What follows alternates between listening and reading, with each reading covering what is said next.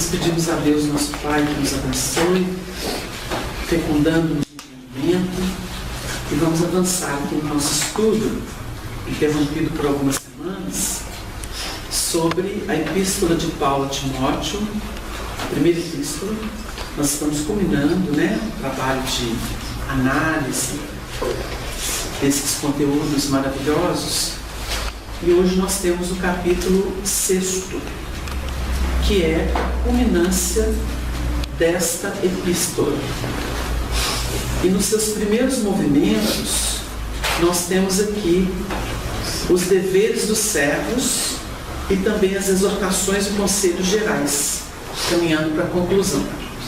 Então o texto diz assim: todos os servos que estão debaixo do jugo estimem a seus senhores por dignos de toda a honra, para que o nome de Deus e a doutrina não sejam blasfemados. E os que têm senhores crentes, não os desprezem por serem irmãos, antes os sirvam melhor, porque eles que participam do benefício são crentes e amados, e isto ensina e exorta. E na segunda parte das exortações, nós temos aqui, só para início das nossas considerações, os versículos de 3 a 10, que diz assim: se alguém ensina alguma doutrina, e se não conforma as sãs palavras com as sãs palavras de nosso Senhor Jesus Cristo, e com a doutrina que é segundo a piedade, é soberbo e nada sábio, mas delira acerca de questões e contendas de palavras, das quais nascem invejas, porfias, blasfêmias, ruins suspeitas, contendas de homens corruptos de entendimento e privados da verdade, cuidando que a piedade seja causa de ganho. Aparta-te dos tais. Mas é grande ganho a piedade com contentamento, porque nada trouxemos para este mundo, e manifesto é que nada podemos levar dele. Tendo, porém, sustento e com que nos cobrirmos, estejamos com isso contentes. Mas os que querem ser ricos caem em tentação e em laço, e em muitas concupiscências loucas e nocivas, que submergem os homens na perdição e ruim. Porque o amor do dinheiro é a raiz de toda espécie de males. E nessa cobiça alguns se desviaram da fé e se traspassaram a si mesmos com muitas dores. O texto prossegue, nós não vamos parar por aqui. Nós temos aqui, na primeira parte, os deveres dos servos, um pensamento muito sublime, porque nós temos que considerar, para entender a proposta de Paulo, duas vertentes.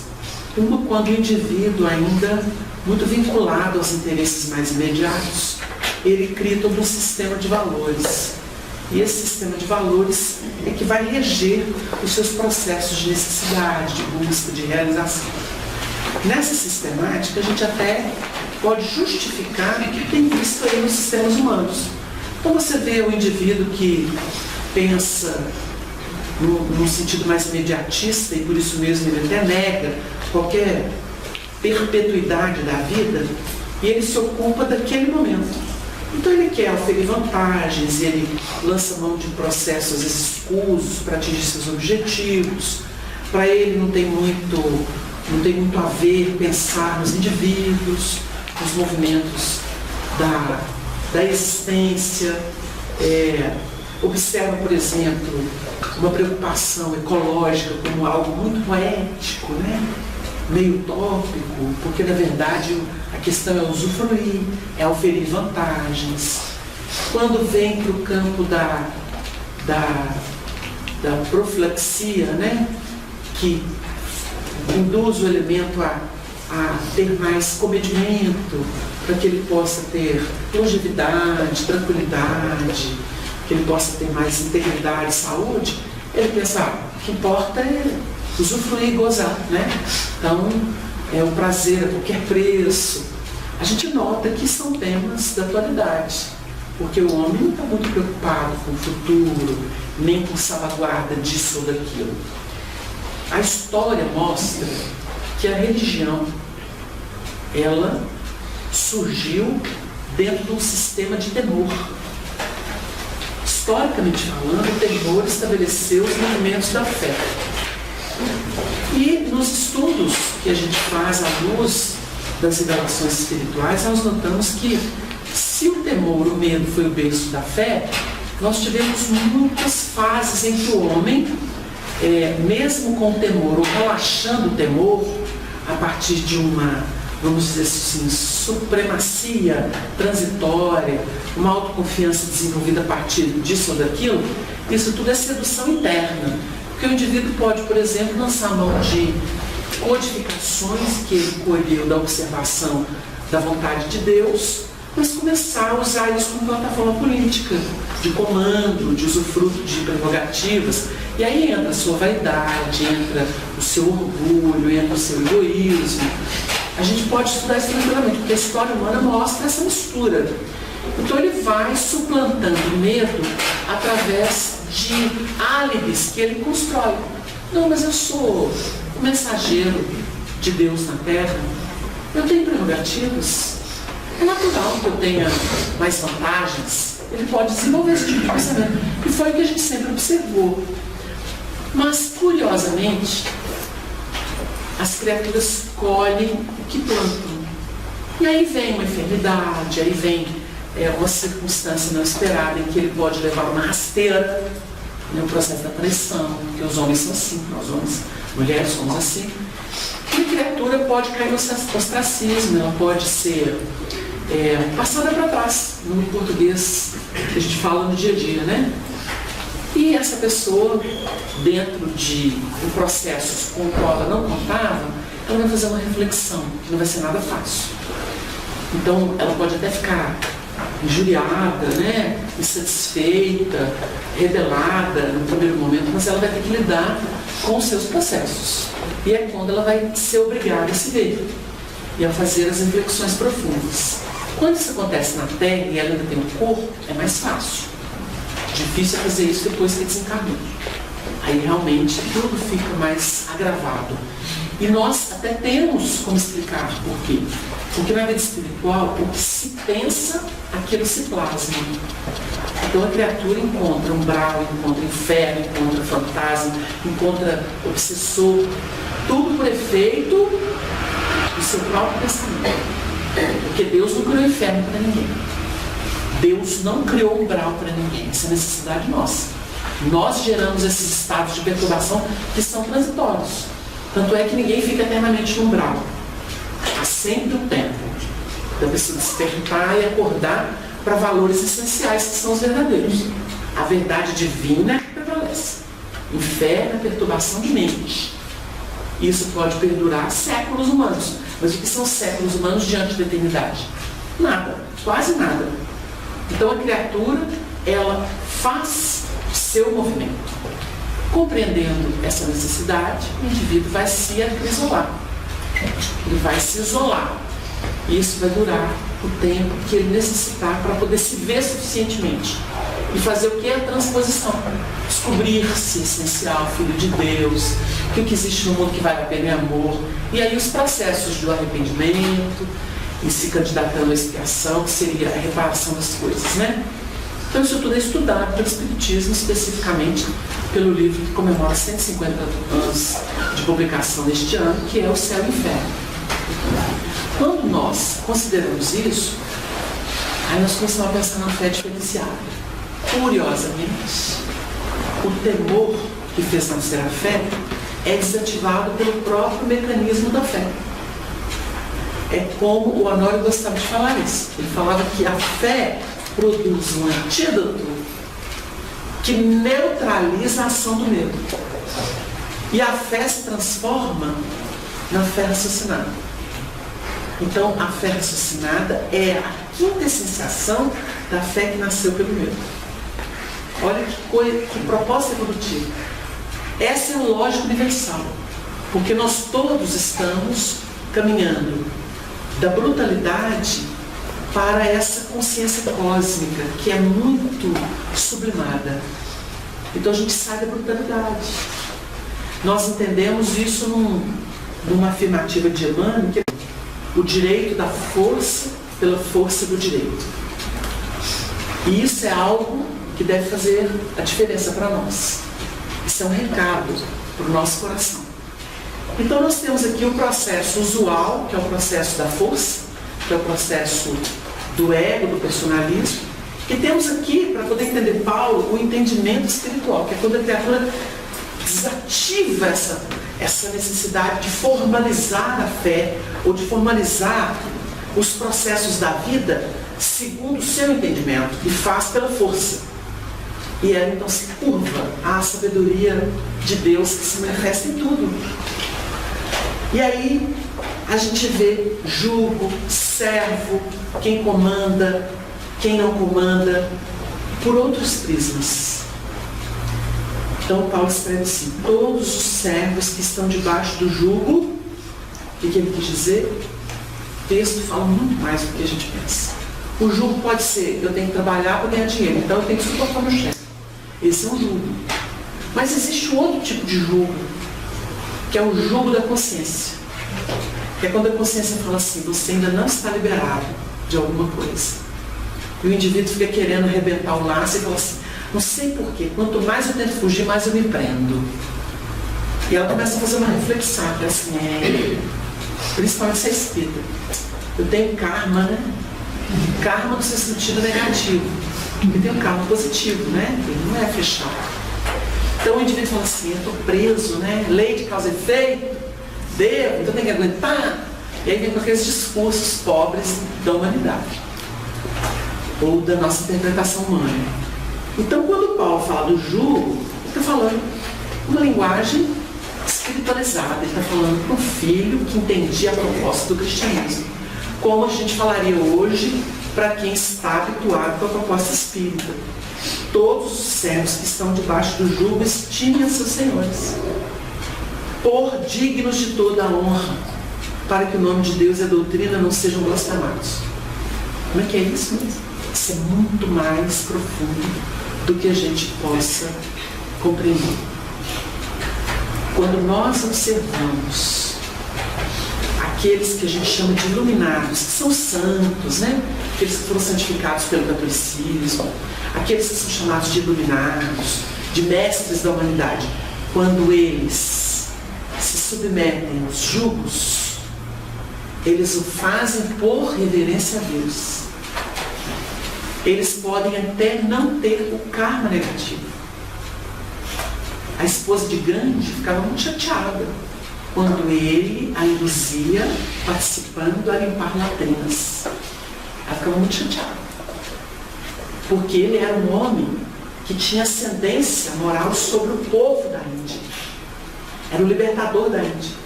Mas ele, que compreendia a natureza da esposa, fazia o exercício com ela, limpando latrina. A mulher de Sócrates, isso lá na retaguarda, conversou com ele assim: mas eles te condenaram de bicicuta? Aí ele falou assim: mas eles estão condenados pela natureza, mas você não é culpado. E ele falou assim: você queria que eu fosse? Então são coisas de natureza divina, de sublimação. Porque o nosso processo ainda é muito amarradinho, né? Nesse jogo humano, nessa interpretação distorcida. Então o elemento passou por uma prova assim: eu sou um devedor, né? Mas tem tantas conotações nesses acontecimentos. Quer dizer que um Chico Xavier, que passou por todo tipo de privação, provação, sofrimento, era um proscrito? Mas ele era missionário. E aí? Uma senhora que nós conhecemos pessoalmente de Goiânia, ela perguntou para ele um dia, ela nos contou: o senhor tem tanto karma, né? Porque ela era católica até então. Vai desistir do catolicismo, né? E a gente encontrou ela lá no grupo do Chico, no grupo da prece. E ela conversando com a gente, ela falou assim: eu falei pro Chico, você tem tanto karma, né? Tanto débito. Ele falou assim: não, meu irmão, eu não tenho karma. Falou para ela. Existem pessoas que passam por processos de iluminação, de santificação. Quando Jesus falou assim: santifica-os na verdade, numa prece que ele faz a Deus, se reportando aos discípulos, dá o que pensar. santificar na verdade para Pedro não seria acordar de consciência doída depois da profecia que ele o negaria por 3 vezes? E na terceira vez que ele faz isso, o galo canta e ele cai em si? Será que isso não é santificar na verdade? Porque a gente fica assim dentro de um processo de purismo externo durante muito tempo e não se curva aos senhores, aos julgos, muitas vezes querendo competir, sem ter condição para isso. Então o Honório gostava de trabalhar assim, quando abordava o Evangelho para a gente. Sombra e luz. A luz só se dinamiza se tiver sombra. É estranho falar isso, né? A gente pega um médium psicofônico que vai para a reunião de obsessão e analisa ele e fala assim: como é que você está? Tem 3 dias que eu estou daquele jeito. Estou evitando excessos, estou em prece, porque eu estou com o sistema nervoso a flor da pele e sentindo um mal-estar tão grande. Eu já li livro espírita, eu já fiz prece, já pedi até paz e não melhorei, mas eu sei que é coisa da reunião.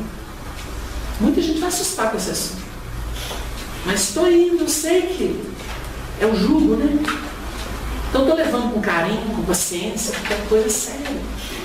Seu tripudiário é pior. O entendimento do médium que diz isso está obedecendo aos senhores. Ele não saiu da antiga, ele só está se resguardando. Precisa de muita vigilância nesse período, né? Então a pessoa fica mais antenada, toma mais cuidado, porque ela fica mais vulnerável. A gente tem uma comparação, uma analogiazinha. As senhoras, né, as mulheres têm o seu período pré-menstrual. E muitas ficam bastante afetadas, porque muda toda a estrutura do organismo, psicológico. Então elas ficam mais resguardadas e atentas nesses períodos. Que é o período em que realmente há muita vulnerabilidade. É só para a gente criar um paralelozinho para não ficar achando que a gente está delirando com coisa de espírito. Porque há períodos da vida em que nós temos muitas dificuldades. Você quer tirar de uma pessoa que acabou de passar por uma enfermidade, que está convalescendo, o mesmo que você tiraria em condições ordinárias? Não. Então existem fases, né? Não se pede a uma árvore, no período do inverno, em que a seiva desce, aquilo que você pode tirar dela em pleno verão. Não se pode. Então a gente tem que respeitar esse mecanismo da vida, entender isso. Então o assunto é muito amplo para a gente poder vulgarizar. Mas, pois é, tem que obedecer o patrão, né? Peraí. A gente presta tributo, honra, glória.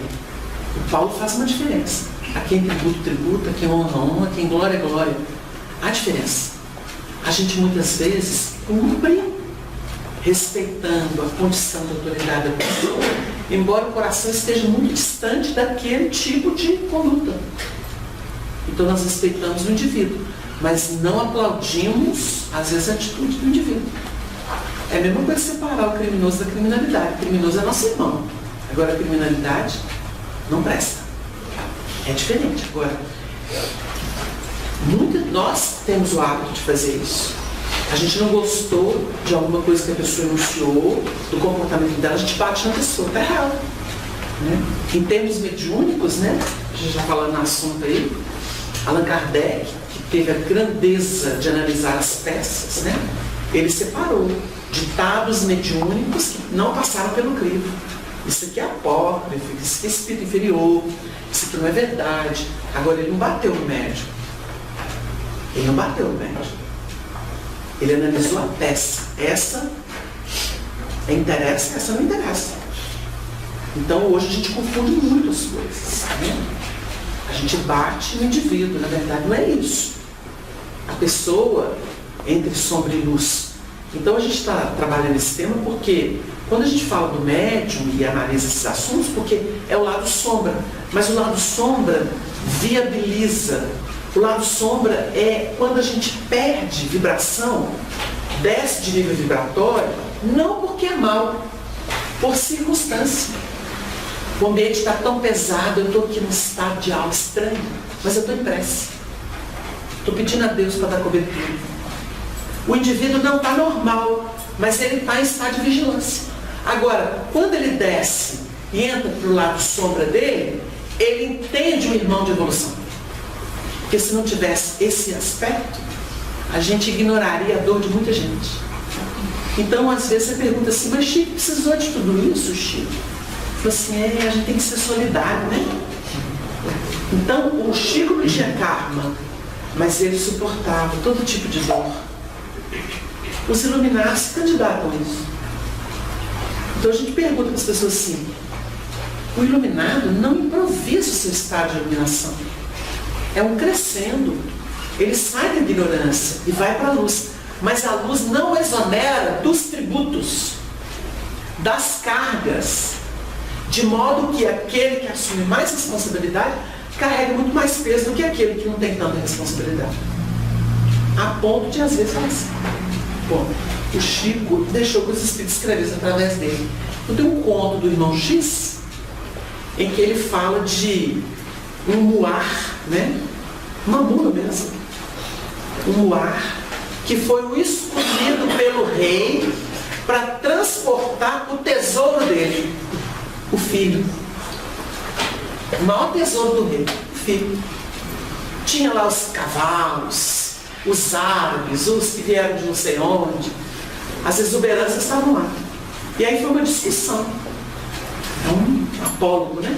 Uma discussão. E aí? Quem vai ser escolhido? Escolheram uma mula. Porque o rei sabia que a mula era doce, obediente. Os espíritos contaram no apólogo a história do Chico.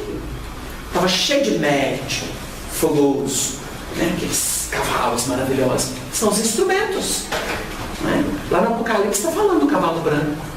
Referência a Allan Kardec. Hipo. Ele tem hipo no nome. Muito interessante.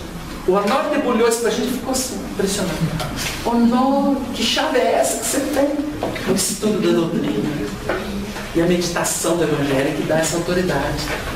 Então vai olhar lá, o cavalo é Hipo. É Hippolyte Léon Denisard Rivail. Era o que trazia a mediunidade iluminada. Ele fez o estudo, publicou no Espírito Mineiro, na época, por ocasião do centenário da União. É um assombro o entendimento do Apocalipse, porque mostrava a evolução dos processos. E aí a gente lembra do cavalo, e nesse apólogo do irmão X, psicografado pelo Chico, a gente tem dúvida que é a história dele, do próprio médium, que os espíritos traziam numa moldura diferente. Então, para transportar o Cristo, que é o Filho de Deus, a mensagem redentora do Evangelho, escolheram uma mula obediente, mansa.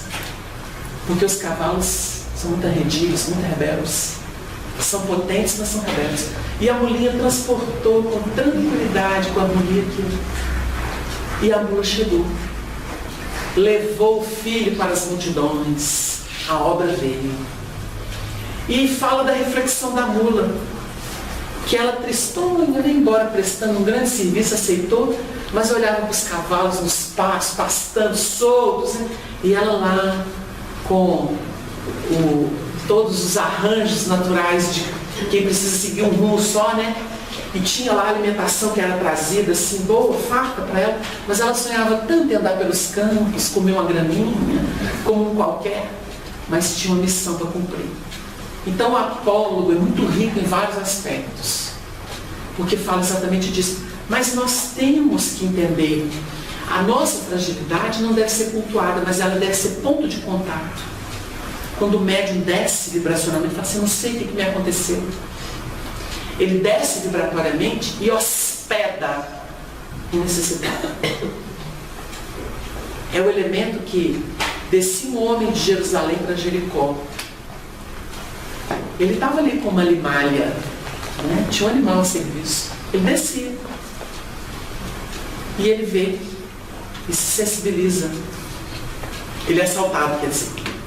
Quando vem o samaritano, que era considerado de má vida, ele se sensibiliza, tem compaixão.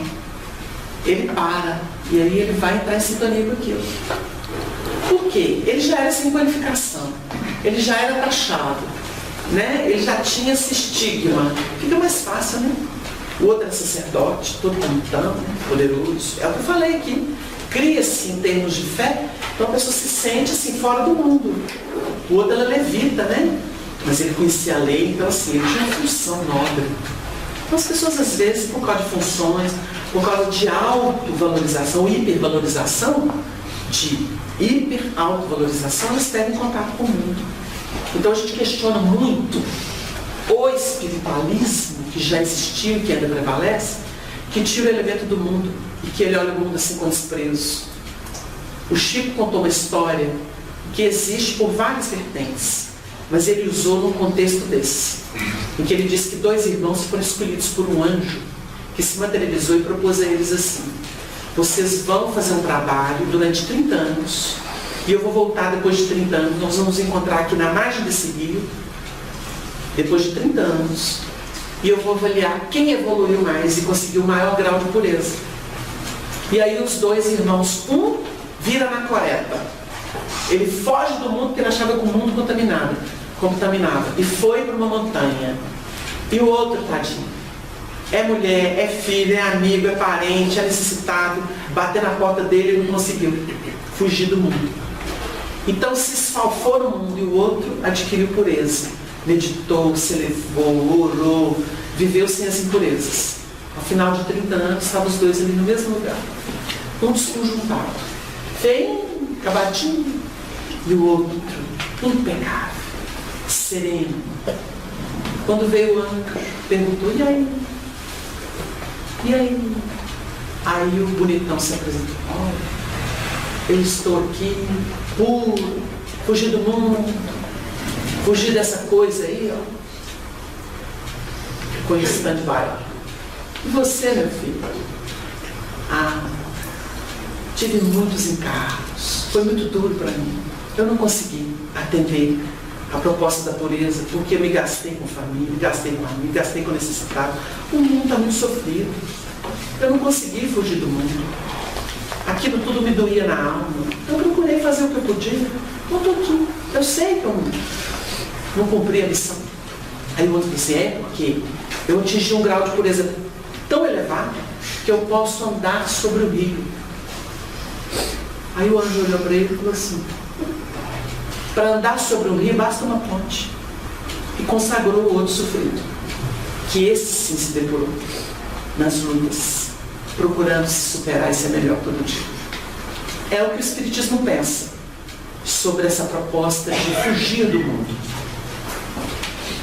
É mais egoísmo do que caridade, porque nós precisamos ser sal aqui na terra, o sal que salga na terra, e a luz dos que não possuem. Esse é o mérito. Então, quando nós vemos aqui os servos que estão debaixo do jugo estimem seus senhores por dignos de toda a honra, nós temos que fazer o ciclo do nosso aprendizado, sem que não há emancipação, não há iluminação. Sem cumprir o ciclo, ninguém sai. Não saireis daí enquanto não pagares o último centil. O que é pagar centil? É expiação? Não. É dar o tributo para cada fase de vida. Isso não é uma opção. Isso é processo de entendimento de que a vida está em toda parte. Volta o estudo do céu e inferno. Onde que está o céu? Em toda parte. Porque se não for assim, haveria segregação. Então caem por terra todas as filosofias, todas as teorias que botam o planeta como regime de exceção. Não é. A vida divina vibra em tudo. Vibra no verme que se move na lama, como brilha na estrela, vibra na estrela que alumia a nossa vida na terra. Do átomo ao arcanjo. Essa é a proposta que vai ser estudada no Livro dos Espíritos. E a gente nota que só esse primeiro versículo dele: senhores por dignos de toda honra. Aí a gente nota aqueles romances de Germânia que a gente começou a falar. Os elementos sofreram na mão dos seus algozes. Aí eu pergunto a vocês assim: esses iluminados, eles têm um amor especial daqueles que ensinaram para eles o que eles não aprenderiam tão facilmente. Os algozes. Por isso que Jesus fala em perdão. O perdão é quando você compreende o outro. Quem compreende, ensina o padre Damiano no livro Renúncia. Quem compreende, perdoa. Porque quando você compreendeu o agente, o buril que fere a pedra e tirou a crosta e revelou a parte divina, linda dela, não é poesia, é ciência. Ciência de vida. A mãe está aí em pauta, né? Ai, a mãe. Coitada da mãe. Saco de pancada dos filhos. A mãe, que todo dia tem que se superar para dar conta. Não é ela que forja o caráter dentro do lar. O pai é o provedor, mas a mãe forja o caráter. O sentido educativo do lar é todo da mãe. Porque ela vai imprimir o caráter do filho. Ela tem o radar da intuição que segue ele onde ele estiver. E se ela bater o pezinho, tiver essa autonomia, se ela bater o pezinho, ele vem correndo, sem saber que está vindo. Ela tem um poder. As mães ainda não descobriram o poder que elas possuem. Porque essa imantação do espírito, do processo reencarnatório com o perispírito da mãe, como disse o Chico, a maternidade é um segredo entre Deus e a mulher. Por mais que a gente possa filosofar, a gente não explica isso. Ela sela o filho, onde ele estiver. Ela pode levantá-lo ou destruí-lo, se ela quiser. Mães que não aprenderam a se sublimar podem até estabelecer maldição sobre os filhos. E é complexo. Se livrar disso é complexo. Mas se ela abençoa, que vida fecunda. Então nós vamos, com essas considerações, parar por aqui, lembrando que estimar a seus senhores por dignos de toda honra é reconhecer o papel sábio da vida que define a cada um segundo as próprias obras. Não existe acontecimento fortuito na vida de ninguém. O que a gente recebe é instrução, auxílio para que a gente se melhore. Seja reajustando conduta, vibração, seja instaurando reflexos, ou seja, aprendendo por primeira vez num toque o que a gente vai precisar fazer crescer no tempo. É algo que a gente precisa pensar. Para que o nome de Deus e a doutrina não sejam blasfemados. O cristão que anda batendo todo mundo e em tudo que acontece com ele, está blasfemando contra Deus e contra a doutrina que é santa e que ensina a ciência da vida. Vamos pensar nisso. Que o Senhor nos abençoe. Sim. Bem, gente, nós vamos encaminhando para o encerramento da nossa reunião. Vamos ouvir as partes psicografadas. Vai, por gentileza. Maternidade.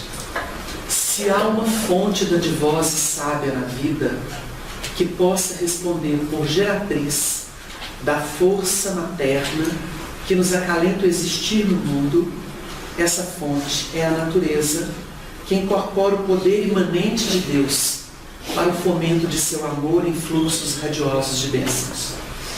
A maternidade é o resumo da ação divina, revelando-se na mulher que se faz mensageira da vida em suas expansões pelo infinito. A mãe é o colo da candura, como a gleba é o ninho das sementes, e o céu o celeiro dos astros. Há sublime sintonia entre as forças que acalentam a vida, os seres, a evolução. Mãe na terra é garantia das fontes transformadoras, qual se observa na flor que se transfere para o fruto, louvor santo dela mesma. A sabedoria universal enaltece a maternidade e a converte em usina imortal do amor, porque tão somente o amor, em suas múltiplas faces pela criação, poderia estabelecer, numa síntese digna do Criador, a prerrogativa da maternidade, fazendo da mulher, aonde esteja, a mensageira da vida, a coadjuvante de Deus em sua providência celestial. Às mães, a nossa devoção eterna. Bem livre.